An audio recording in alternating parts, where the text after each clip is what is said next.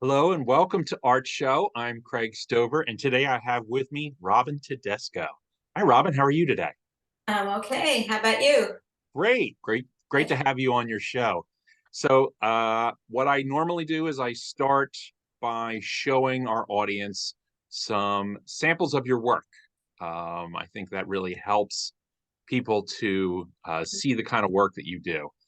So Hmm. what I did is I went on your site and I chose a couple of pictures, and I was hoping you could just give us a few words. So this one I chose because of the striking color.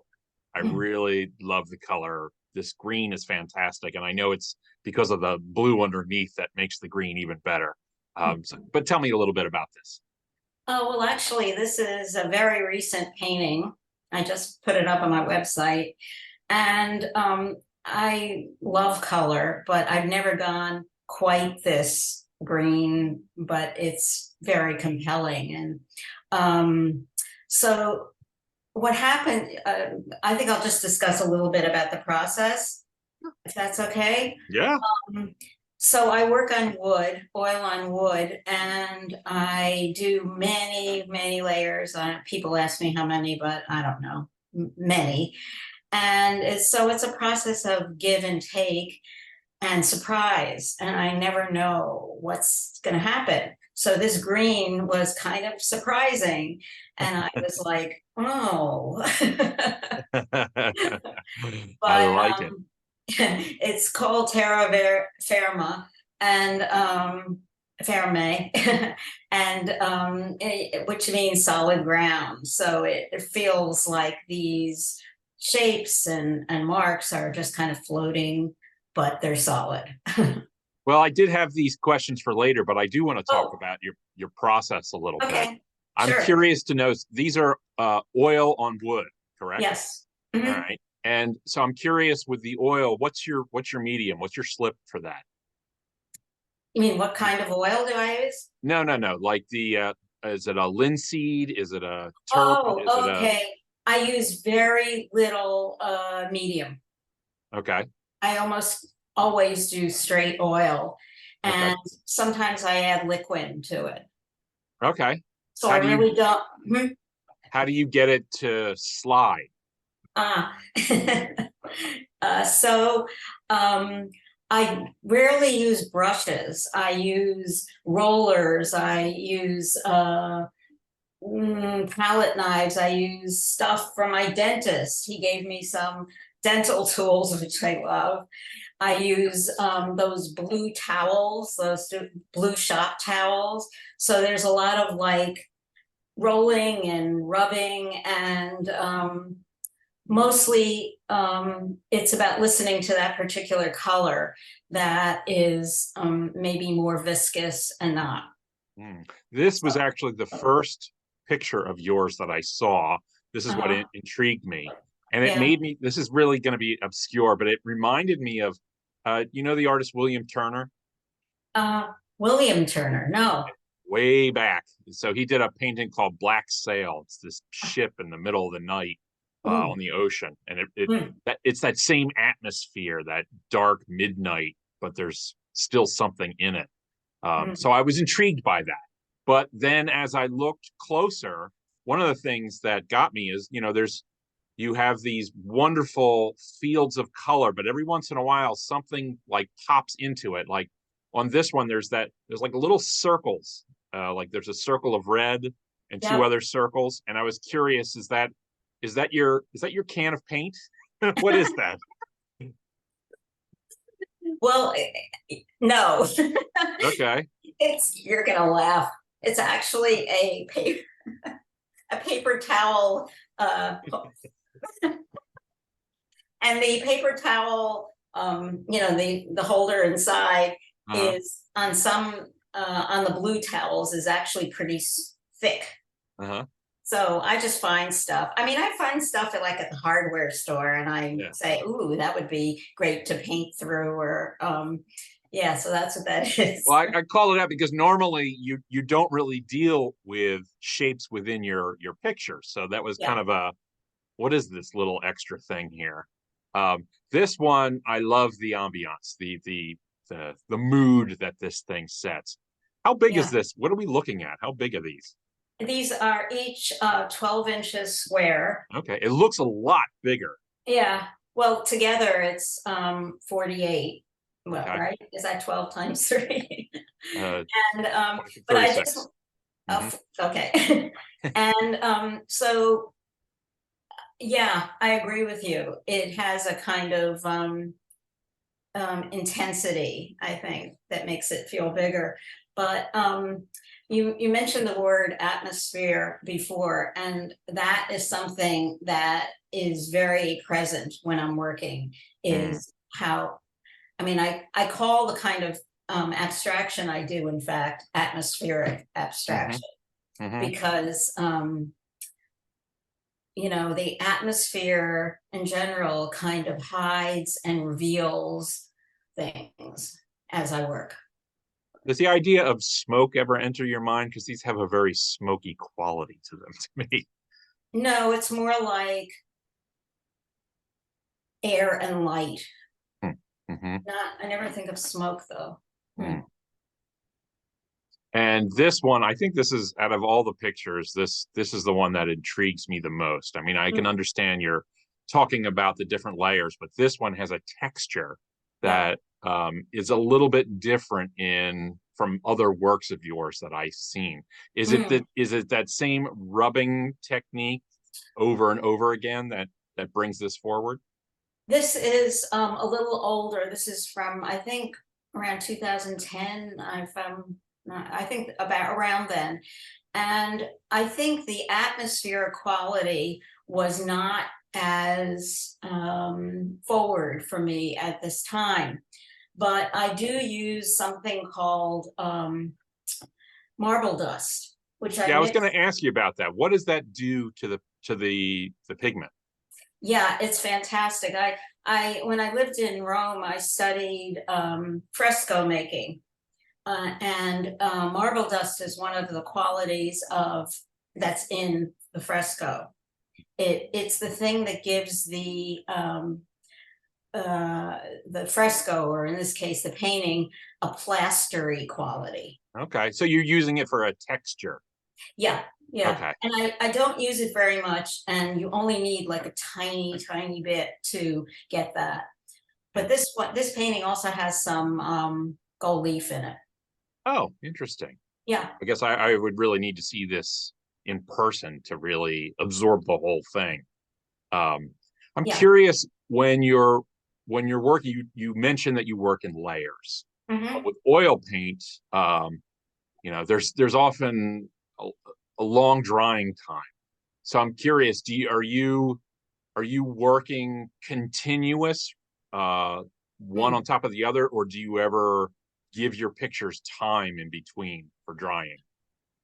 Uh, so you probably know this, but different colors dry differently, and so if the colors are pretty cool, the oil dries faster.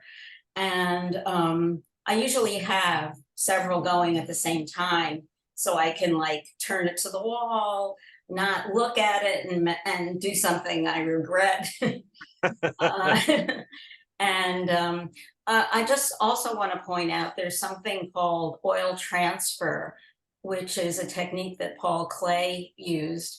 And you can see, if you look at the top of this painting and you see sort of these little linear things, Mhm. do you know what I mean? Yep.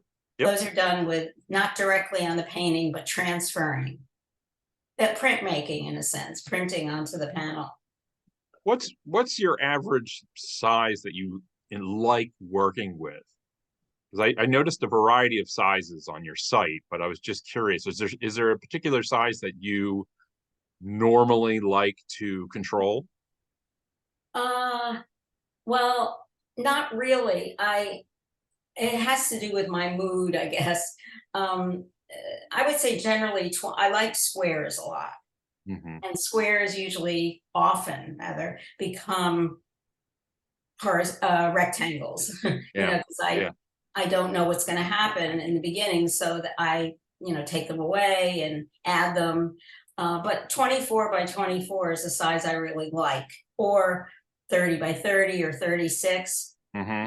And I recently did the largest panel because it's hard to get large with wood, and it was 48 by 43, I think, Mhm. because that's the largest I could fit in my car. Mother And is the convenient, or what is that thing?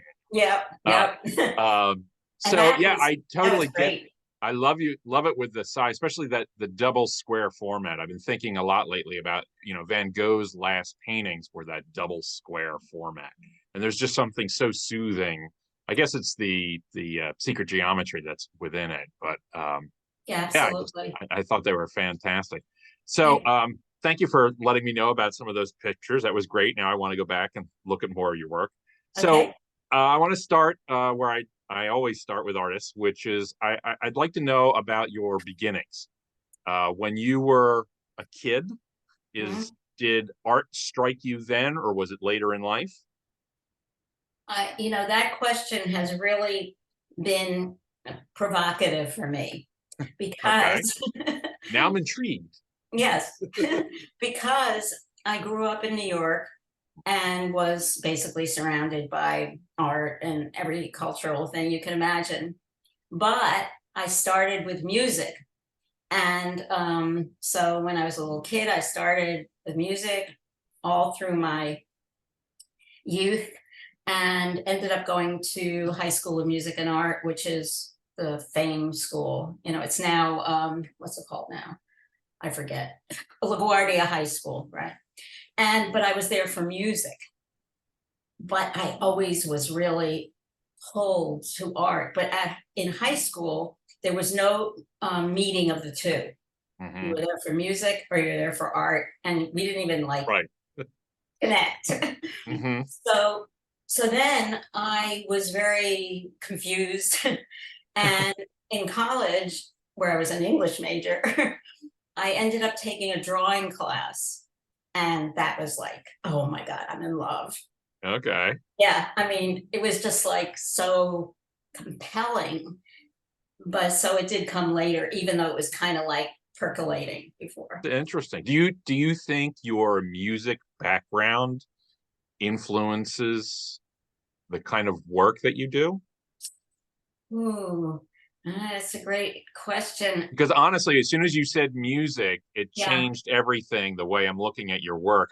I now see them as a musical notes, yeah. colors and notes and If it does, I don't realize it. But I mean, yeah. the truth is, music is so embedded in me that it probably does. But I just have one little thing to say about that, which is I remember going to a concert, and the woman who was playing piano was wearing this incredible orange skirt or something. And the whole visual scene of her and the instruments, I felt like I was torn, and I couldn't. I was like seeing, hearing, seeing. It was intense. So Hmm. I have both. Okay. Yeah. Yeah. Well, now even with that story, that just sort of reinforces the musical quality of your works that I'm Oh, seeing now. thanks. Um, I do get a lot of artists talking to me about, colors as music. And it's Mm. always sort of fascinated me. Some people see music as colors and whatnot. Uh, Oh, but I just, it's an interesting process. So speaking of process, yeah. I'm curious to know how your creative process works. So when you go into your studio, do you go in with a bunch of ideas that you're trying to flesh out, or are you more of a I'm going to play at this kind of a thing, and then the works develop, or is it a combination of both?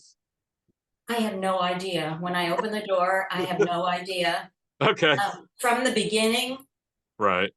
when I'm working on a panel or panels to the very end, I have no idea Okay. what's going to happen.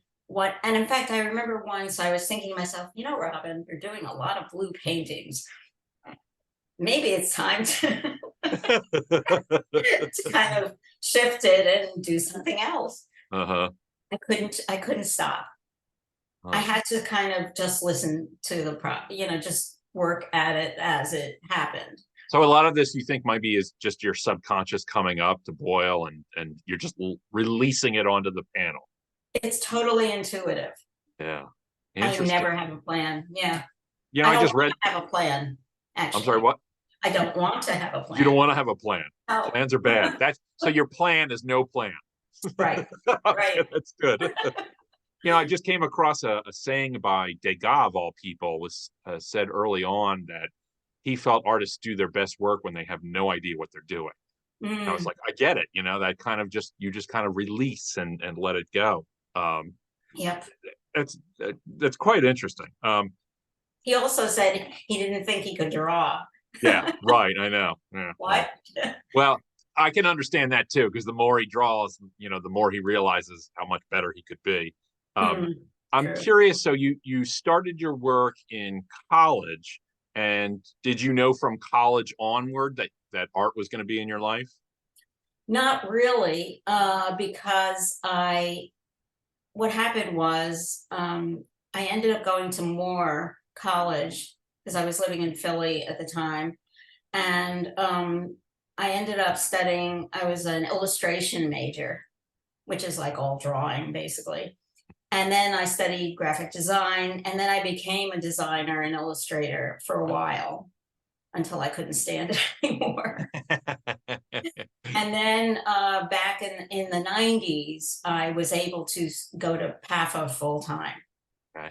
So that was like a great gift. And that's when I was like, that was the best. That was it. That was it.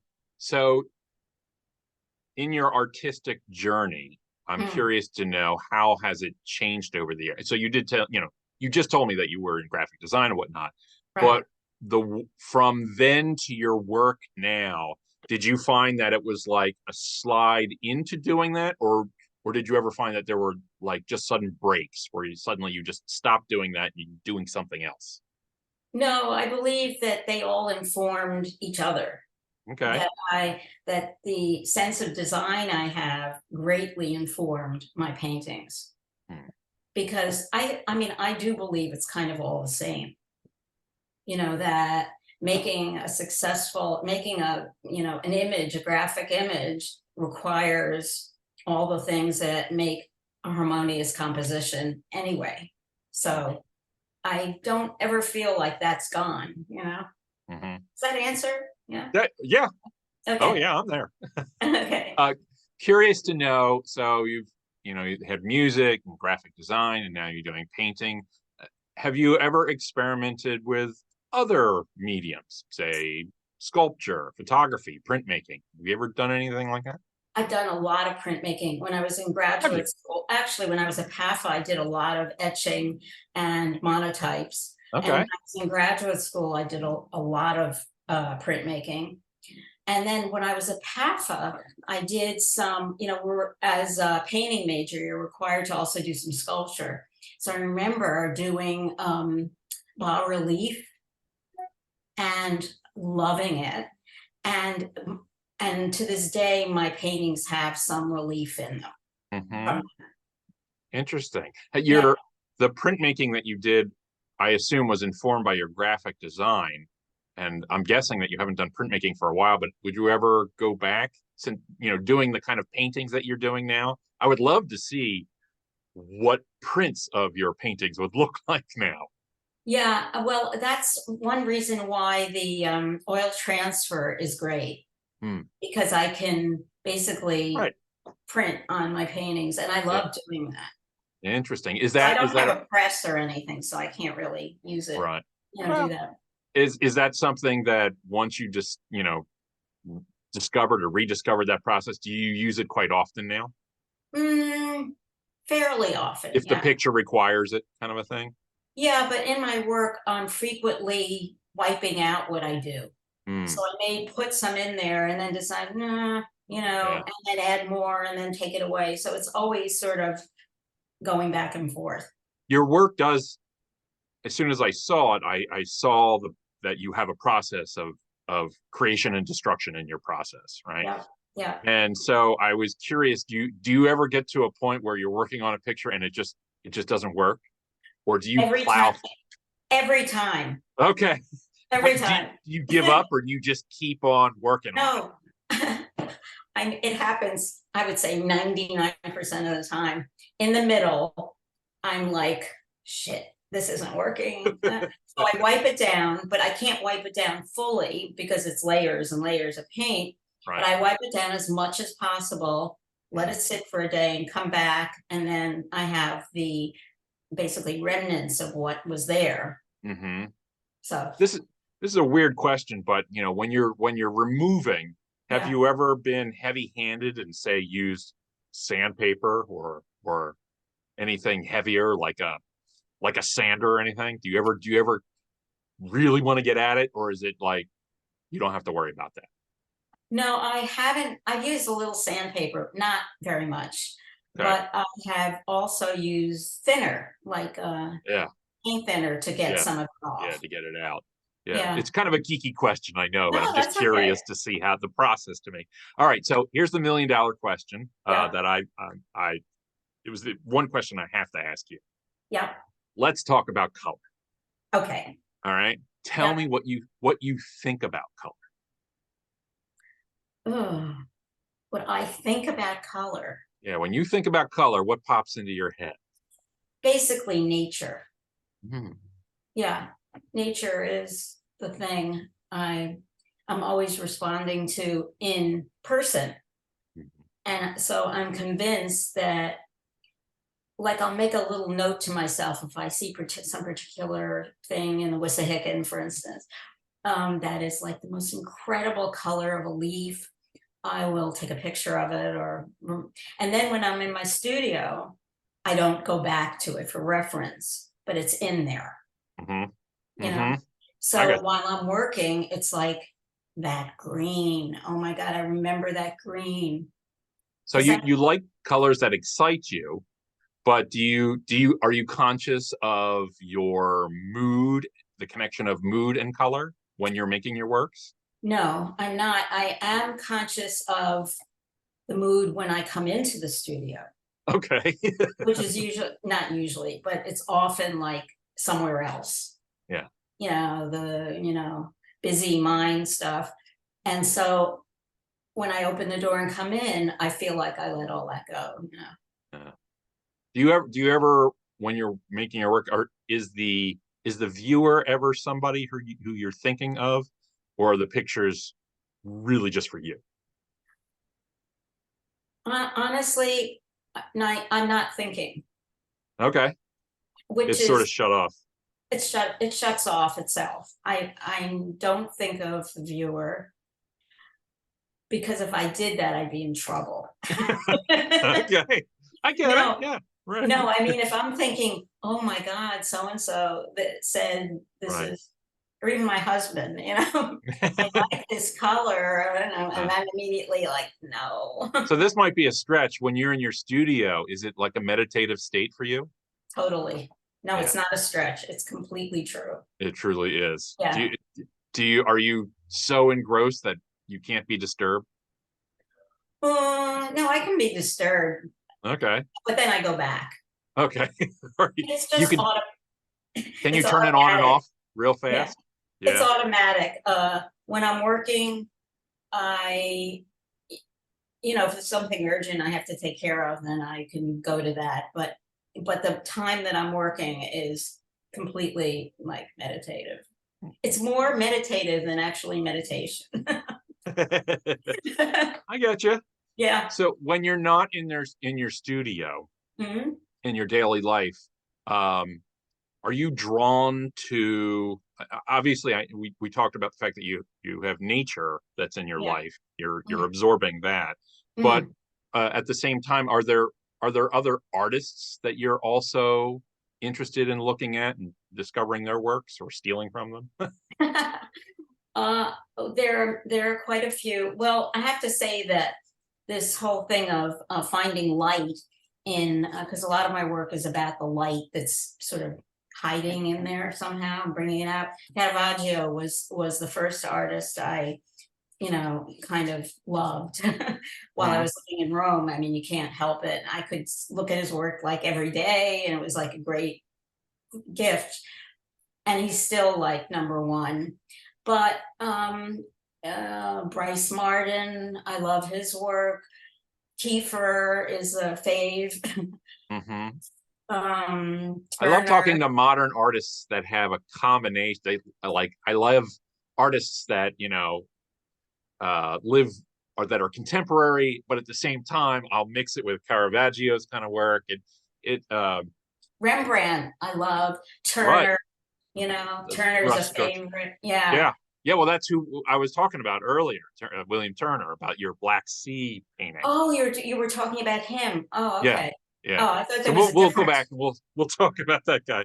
Okay. When you're in your studio, and so it is a meditative state, do you need to do anything to get moving in your studio? Are you the kind of person that just walks right in and just gets to work, or do you have,